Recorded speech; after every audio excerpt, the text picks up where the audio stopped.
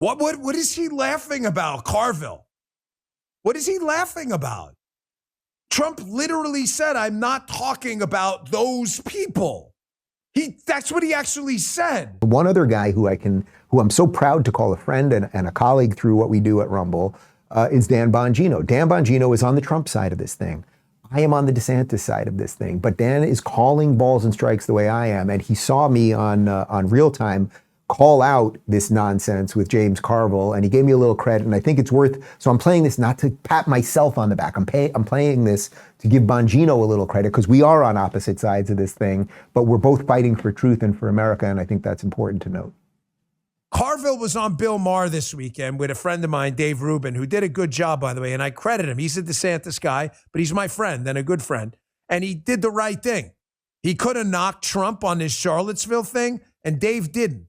And this is the kind of stuff I credit people with, even when we don't support the same guy. He's a good man. Okay? He can fight for his guy. Here's Carville. This is a sign here. They are ready to go full Charlottesville on Trump, even though that good people thing is a total hoax. Check this out. The kids seem to be with the Palestinians, and the older generation seems to be with Israel. Well, the kids are with TikTok. They're with whatever TikTok tells them to be for, basically. Well, that is where a lot of their... What would good people on both sides of Charlottesville? I don't know. Did I hear that, or did I make that up? That Trump said they're good people on both sides. He didn't say that. He did not. He said it, but a sentence later, he said, I'm not talking about the white supremacists and the neo-Nazis. Well, yeah, I have to. It's like... What is he laughing about, Carville? What is he laughing about? Trump literally said, I'm not talking about those people. That's what he actually said.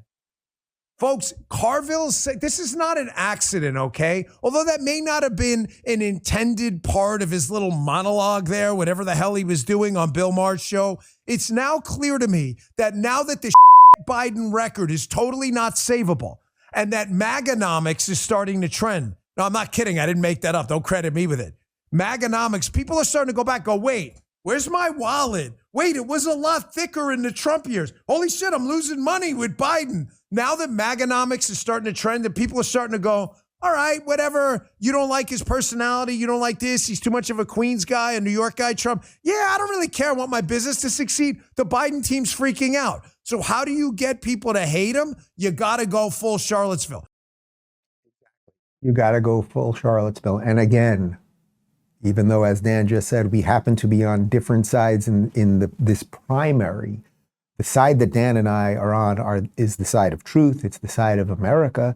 So I have no problem uniting with Dan Bongino against the forces that will lie relentlessly against James Carville, who at this point, like either James Carville he's a complete liar, like he's just like a Democrat hack, or he's an idiot who shouldn't be on television. Now, I say that meaning I spent some time in the green room with the guy right beforehand. He wasn't mean. We had a nice little chat for a moment. And as I said to you yesterday, the next time I go on the show, I'm not going to sit in the green room with the other guests. Because once you become friendly for a moment with somebody, it's hard 10 minutes before to be kind of laughing with somebody or how are your kids or tell me about your life. And then they say something idiotic on the show and you kind of want to pull the punches. So you could see the way I didn't jump on him, but I said, well, actually, here's what happened. But either Carville he's either a complete liar, which he's a Democrat campaign spokesman. So, in essence, he probably is a complete liar, or he's an idiot. But either way, I don't see how you could put someone like that on television anymore. Anyway, Dan, you watching this, if you don't see eye to eye to me, anyone else that believes in truth and freedom in America and wants to get out of this nonsense and not call all of the people who are actually generally standing up against racism and everything else, we got to figure out a way out of this.